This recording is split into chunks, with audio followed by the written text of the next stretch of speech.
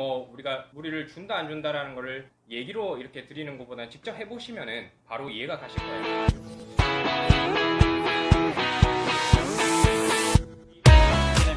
하헌중 점장님이랑 와서 이제 가슴 운동 하는데 제가 가슴 운동하는 것들 많이 영상으로 남겨드렸지만 헌중 선생님께서 알려드리는 그런 노하우에 대해서 피드백 한번 받아보시면 좋을 것 같아서 운동하던 중에 촬영 이렇게 해봅니다. 안녕하세요. 네, 안녕하세요. 네. 가슴 운동 지금 오늘 루틴은 벤치프레스, 그 다음에 덤벨 벤치프레스, 인클라인 벤치프레스, 덤벨 인클라인 벤치프레스, 케이블 크로스오버, 딥스 이렇게 총 6가지 동작 맞나요? 6가지 동작을 기본 5세트에서 6세트 정도 횟수는 횟수에 상관없이 무게를 점진적으로 올려나갈 거예요. 그래서 세트가 진행됨에 따라서 세트와 세트 사이에는 한 1분 정도 휴식을 취할 거고 상대방이 동작을 수행할 때 다른 상대방은 이렇게 휴식을 취하고 있다라고 생각하시면 될 것 같아요. 뭐 1세트, 2세트 이렇게 올라감에 따라서 횟수는 줄어들겠지만 무게는 올라가는 그런 피라미드 형식으로 운동을 진행할 거고요. 먼저 벤치프레스 진행하고 있는데 헌중 선생님께서 생각하시는 벤치프레스 할 때 가장 주의해야 할 부분 또는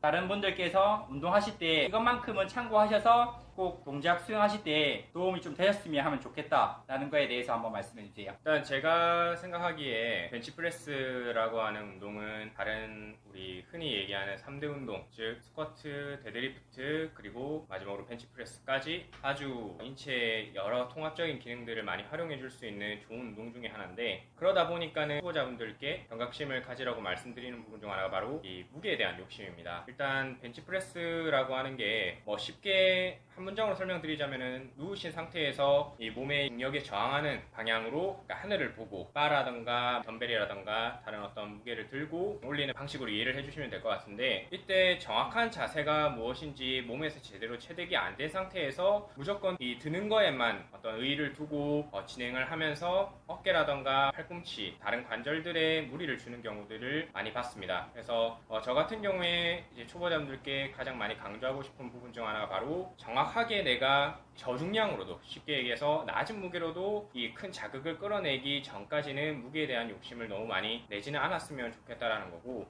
그런 부분들이 선행이 되고 난 다음에 점진적으로 무게를 조금씩 올려가는 방향으로 한번 연습을 해보시면 어떨까 생각을 합니다. 제가 어제 덤벨 벤치프레스 영상을 촬영을 했는데 아직 이제 업로드는 안 됐어요. 중요한 거는 이제 바의 위치, 이렇게 주먹을 쥐고 마주보고 봤을 때 그 상태에서 그대로 팔을 벌렸을 때 직각 상태에서 발을 올리는 동작 하나랑, 그다음에 승모근의 과도한 긴장을 막아라에 대해서 설명을 드렸거든요. 어깨가 아프신 분들이 벤치프레스 할 때 보면 가장 많은데 그런 부분에 대해서 조금 도움이 되는 말 한 말씀 해주시면 될 것 같아요. 이제 방금 이런 각도를 가지고 말씀을 해주셨는데, 제가 이제 초보자분들이라던가 수업을 처음 받으시는 분들께 강조를 하는 부분 중에 하나도 바로 이 팔에 대한 각도입니다. 팔에 대한 각도가 지나치게, 그러니까 바를 기준으로 우리가 이렇게 가슴의 딱 중앙 부분으로부터 너무 아래쪽이라던가 너무 위쪽으로 각이 잡혀있는 상태에서 프레스 동작을 하시다 보면은 어깨에 당연히 무리를 줄 수밖에 없습니다. 이거는 뭐 우리가 무리를 준다 안 준다라는 거를 얘기로 이렇게 드리는 것보다는 직접 해보시면은 바로 이해가 가실 거예요. 아, 이렇게 했을 때 내가 어깨 전면부나 측면부에 이런 무리를 주는구나, 혹은 너무 아래쪽으로 가 있을 때는 힘을 받는 방향이 혹은 힘을 받는 느낌들이 이렇게 다르구나 라는 거를 각도상으로 차이를 주시면서 이해를 하실 수 있을 텐데, 많이 제가 알려드리는 부분 중에 하나가 직접적으로 뭔가 이 각도를 맞추려고 처음에 강압적으로 이렇게 하기보다는 다양한 각도에서 먼저 느낌을 이해하시도록 도와드리는 편이에요. 그래서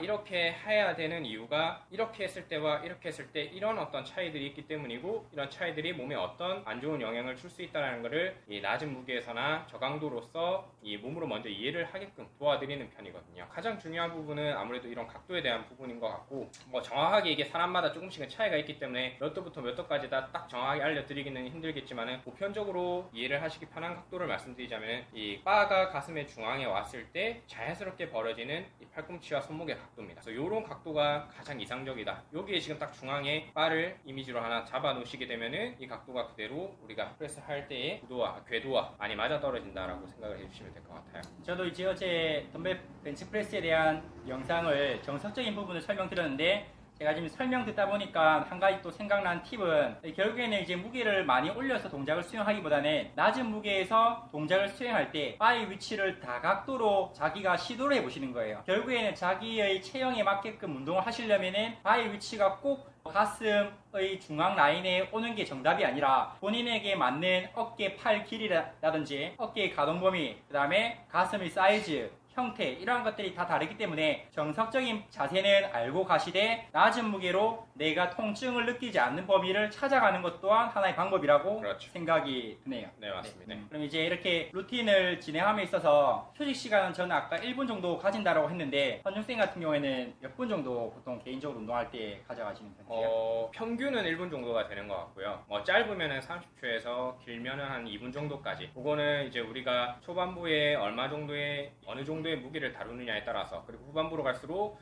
시력이 떨어지는 부분과 피로도가 얼마만큼 쌓이는가에 따라서 피로도가 많이 쌓이는 경우에는 휴식 시간을 조금 더 주고 어느 정도 7, 80%의 회복을 마친 후에 들어가는데, 그게 뭐 정확하게 몇 분이다, 뭐 몇 초다 이렇게 얘기 드리기는 어렵지만은 평균적으로 한 1분에서 1분 40초 내외가 되는 것 같고, 짧으면 한 30초 정도가 돼요. 기본적으로 우리가 중량을 이제 다룰 때 보통 3개에서 4개 정도 동작을 이제 수행할 때 3RM, 레피티션 맥시멈이라고 해서 최대 반복 횟수가 3개, 4개 정도라고 하면은 그 동작을 수행하기 앞서서 보통 한 2분에서 3분 정도 쉬어라고 이렇게 말씀을 드리거든요. 물론 이제 초보자분들이 그렇게나 많이 무게를 올려서 들 일은 없겠지만 그래도 이러한 휴식 시간의 강도 설정에 따른 휴식 시간을 바꿔줘야 된다는 걸 이해하시고 접근하시면 훨씬 더 운동하시는데 휴식 시간이나 프로그램을 잡는 데 있어서 도움이 되실 것 같아요.